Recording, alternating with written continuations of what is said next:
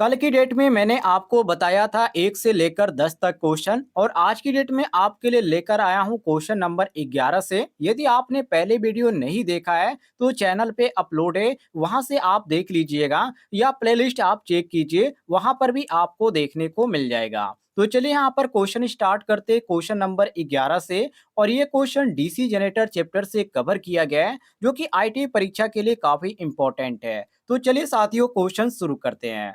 Question में यहाँ पर पूछा जा रहा है कि दिष्ट धारा जनित्र किस सिद्धांत पर कार्य करता है।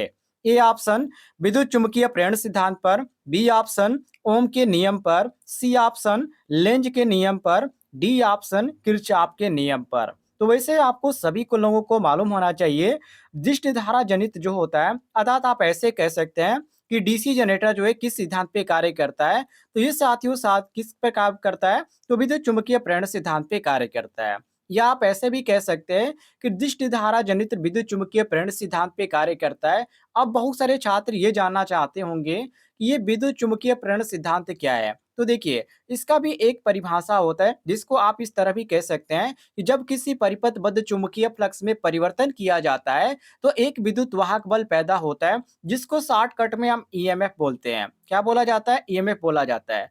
और इसका पूरा नाम क्या होता है साथियों? इलेक्ट्रोमोटिव फोर्स होता है। तो ये जो होता है पैदा होता है और इसी घटना को हम बोलते हैं विद्युत चुम्बकीय प्रेरण। ये चीज ध्यान रखिएगा। और यहाँ पर साथियों जो आपका सही हो जाता है ऑप्शन नंबर ए, ये हमारा क्वेश्चन के अनुसार बिल्कुल करेक्ट आंसर हो जाता है, मिला लीजिएगा।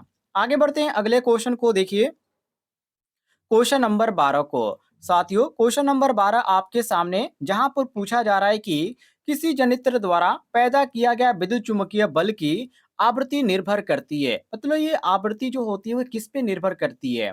गति पर, बी ऑप्शन है आवृत्ति की संख्या पर, सी ऑप्शन है ए व बी दोनों, और डी ऑप्शन है उपयुक्त में से कोई नहीं। तो देखिए, आप इसको सूत्र के अनुसार भी समझ सकते हैं, जो कि इसका जो सूत्र होता है एफ बराबर होता है एनएसपी अपान 120 होता है। ठीक है, इस सूत्र से भी आप समझ सकते हैं। तो आवृत्ति जो होती है वो ध्रुवों की संख्या और गति दोनों पे निर्भर करती है, क्योंकि ये जो फ्रीक्वेंसी आप यहाँ पर देख सकते हैं एनएसपी जो यहाँ पर दिया गया है, ये किस पे निर्भर करे? ये ध्रुवों की संख्या पर। एनएसपी जो होता है ये ध्रुवों की संख्या से इंडिकेट किया जाता है, तो ये इस पे निर्भर करती है। और इस सूत्र को आप ध्यान रखिएगा, इस पे बहुत सारे सवाल भी पूछे जाते हैं।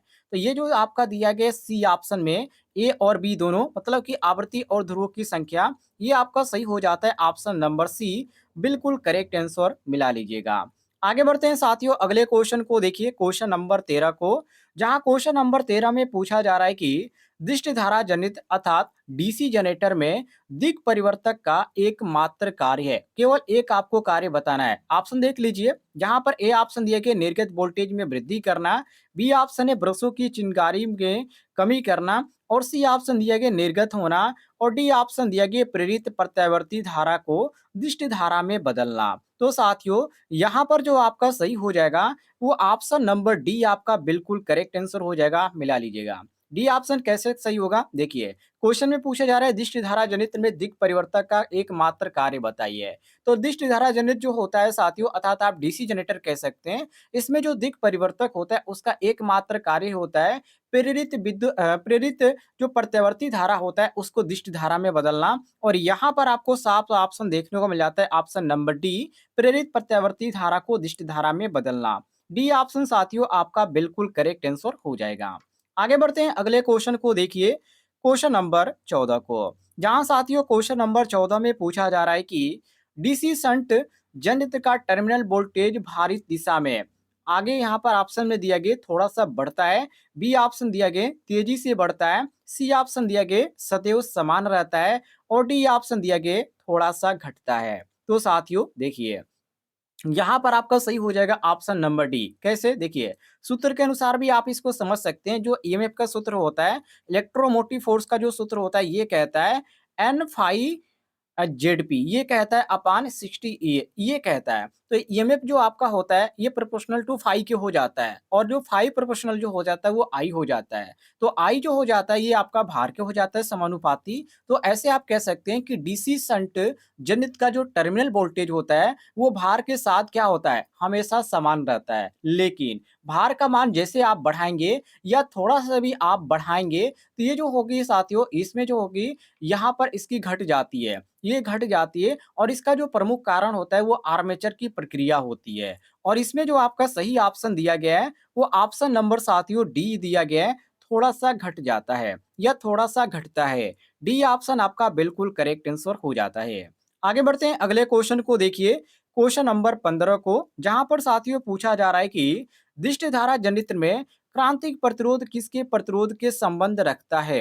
ए ऑप्शन ब्रश के, बी ऑप्शन क्षेत्र के, यस सी ऑप्शन आर्मेचर के, डी ऑप्शन भार के। वेरी वेरी इंपॉर्टेंट क्वेश्चन है साथियों। देखिए, दिष्ट धारा जो जनित्र होता है उसमें जो क्रांतिक प्रतिरोध होता है वो क्षेत्र प्रतिरोध, जिसको हम फील्ड रेजिस्टेंस बोलते हैं, इससे संबंध रखता है। तो क्षेत्र प्रतिरोध का जो मान होता है वो हमेशा क्या होता है, जो क्षेत्र वाइंडिंग होते हैं उसके जो क्रांतिक प्रतिरोध होता है, जिसको हम सर्किल रेजिस्टेंस बोला जाता है, उससे कम होता है। तो यहाँ पर जो आपका सही हो जाता है ऑप्शन में, वो ऑप्शन नंबर साथियों बी सही हो जाता है। क्षेत्र से क्या होता है, ये संबंध रखता है। बी ऑप्शन आपका बिल्कुल करेक्ट आंसर हो जाता है, मिला लीजिएगा। आगे बढ़ते हैं अगले क्वेश्चन को देखिए, क्वेश्चन नंबर 16 को। यहाँ पर साथियों क्वेश्चन नंबर 16 में पूछा जा रहा है कि किसी जनित्र की आवृत्ति क्या होगी जब उसके पोलों की संख्या 8 और उसकी जो गति है वो 750 आरपीएम है। ये तो सवाल है साथियों, लेकिन सबसे पहले आप सवाल को आसान बनाइए। कैसे आसान बनाएंगे,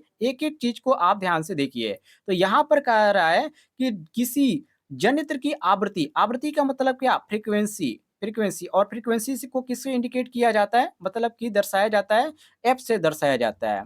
तो यहाँ पर कह रहा है कि आवृत्ति क्या होगी, मतलब कि ये हमसे पूछा जा रहा है, तो ये हम क्वेश्चन मार्क कर देंगे। और आगे यहाँ पर कह रहा है कि उसको पोलो की संख्या 8 है, मतलब कि पोलो की संख्या कितना हमको दे दिया गया है, तो पी का मान यहाँ पर हमको 8 दे दिया है। यहाँ पर देख सकते हैं 8 लिखा गया है। और आगे कहा जा रहा है कि उसकी गति 750 आरपीएम है, 750 आरपीएम है। तो ये किस चीज का यहाँ पर इंडिकेट किया जा रहा है, तो हमारी गति यहाँ पर है, तो उसकी गति क्या होगी, तो गति को हम एन से इंडिकेट करते हैं। ये हमारा 750 दिया गया है। और ऊपर मैंने आपको एक सवाल का मैंने सॉरी जो ऑप्शन दिया था उसमें मैंने सूत्र बताया था, वो सूत्र याद है तो आप इसको आसानी से सॉल्व कर सकते हैं। जो कि सूत्र होता है फ्रीक्वेंसी का साथियों, आप नोट कर लीजिएगा, एनपी अपान 120 होता है। ये चीज ध्यान रखिएगा। एन का मान कितना दिया गया था, तो 750 दिया गया था, ध्यान से देखिएगा। और पी का मान मतलब पोलो की संख्या कितना दिया गया है, तो 8 दिया गया है। तो हम क्या करेंगे साथियों, यहाँ पर हम लिख देंगे 8, ठीक है, ये हो गया। अब 120 यहाँ पर नीचे जो कि सूत्र में है, तो यहाँ पर हम 120 कर देंगे। अब इसको सॉल्व कीजिए, देखिए कितना आता है। तो ये साथियों यहाँ पर एक शून्य से एक शून्य आप कटा दीजिए, और यहाँ पर आप इसको आप कीजिए, ये आपका कितना आ जाएगा, ये आपका हो जाएगा साथियों 50, ये आपका 50 फ्रीक्वेंसी हो जाएगा। कितना आ जाएगा, 50, जो कि हर्ट्ज में आएगा ये। तो यहाँ पर आपको ऑप्शन में जो देखने को मिल जाता है, ऑप्शन नंबर यहाँ पर आपका सही हो जाता है ए, बिल्कुल करेक्ट आंसर 50 हर्ट्ज, नोट कर लीजिएगा। आगे बढ़ते हैं अगले क्वेश्चन को देखिए। अगला क्वेश्चन यहाँ पर पूछा जा रहा है कि एक दृष्टि जनित्र की क्षमता 2 किलोवाट जो, और यहाँ पर दिया गया है 200 वोल्ट है, यह भार धारा का कितना सप्लाई दे सकता है। वेरी वेरी इंपॉर्टेंट क्वेश्चन है। तो साथियों यहाँ पर देखिए क्या क्या दिया गया है, तो जनित्र की क्षमता दिया गया है, क्षमता यहाँ पर मतलब पावर दिया गया है। तो यहाँ पर पी दिया गया है 2 किलोवाट। तो साथियों आप ध्यान रखिएगा, 2 किलोवाट दिया गया, तो दिए आप 2 को अलग कीजिए, और किलोवाट है तो किलोवाट मतलब क्या, 1000। तो यहाँ पर साथियों 2 गुणे आपका हो जाएगा 1000, ऐसे आप इसको लिख सकते हैं। और इसको आप ऐसे लिख सकते हैं, और यहाँ पर आपको क्या करना है, ये चीज आपको ध्यान रखना है। ये आपका 2 गुणे 1000, ये आपका पी का मान हो गया, 2 किलोवाट आप ऐसे लिख सकते हैं।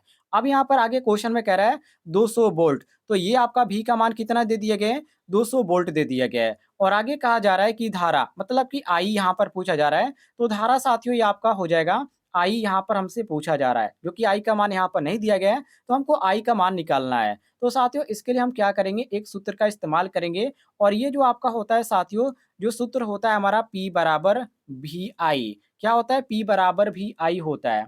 तो आई को आप ऐसे बाहर भी निकाल सकते हैं, या आप इस पर भी रखना चाहे तो रख सकते हैं। तो यहाँ पर P का मान हमने कितना निकाला था, तो 2 गुणे 1000 था, 2 गुणे कितना था, 1000 था, बराबर हम इसको कर देंगे। V का मान कितना दिया गया था, तो V का मान 200 दिया गया था। कितना दिया गया था साथियों, 200 दिया गया था। ऐसे आप इसको कर सकते हैं। और ये आपका गुणे आई कर दीजिए। अब इसको पक्षांतर करके हल कीजिए। जब आप इसको पक्षांतर करके हल करेंगे, तो इसका जो सही आंसर आ जाएगा वो 10 एम्पीयर आएगा। और ऑप्शन में आपको सी ऑप्शन देखने को मिल जाता है, 10 एम्पीयर, ध्यान रखिएगा। कोई भी कंफ्यूजन होगा तो कमेंट बॉक्स में पूछ लीजिएगा, आपको जानकारी मिल जाएगी। आगे बढ़ते हैं अगले क्वेश्चन को देखिए। क्वेश्चन नंबर 18 को, जहां साथियों पूछा जा रहा है कि आर्क वेल्डिंग में किस प्रकार का दिष्ट जनित्र का प्रयोग किया जाता है?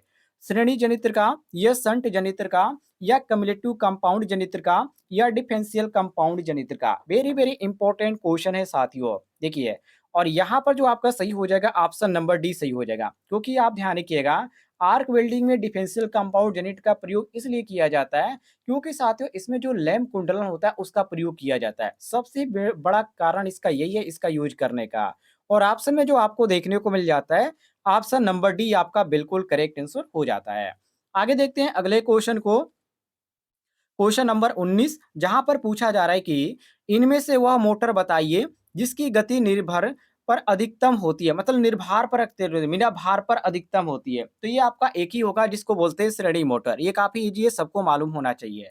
चलिए अगले क्वेश्चन की ओर बढ़ते हैं। अगला क्वेश्चन आपके सामने क्वेश्चन नंबर 20, जहां पर पूछा जा रहा है कि निम्नलिखित में से या निम्नलिखित में कौन सा डीसी मशीन का एक अंग नहीं है? जैसे कि स्टेबलाइजर हो गया, स्टेटर हो गया, कम्यूटेटर हो गया, आर्मेचर कोर हो गया। ये काफी इजी है। जो कि इसमें जो अंग नहीं है वो स्टेबलाइजर है, क्योंकि यहाँ पर डीसी से इसका कोई भी संबंध नहीं रखता है। इससे डीसी से कोई भी मतलब नहीं है। ये आपका जो सही हो जाएगा ऑप्शन नंबर ए बिल्कुल करेक्ट आंसर हो जाएगा। कोई भी आपको कंफ्यूजन होगा किसी क्वेश्चन में तो कमेंट बॉक्स में पूछ लीजिएगा।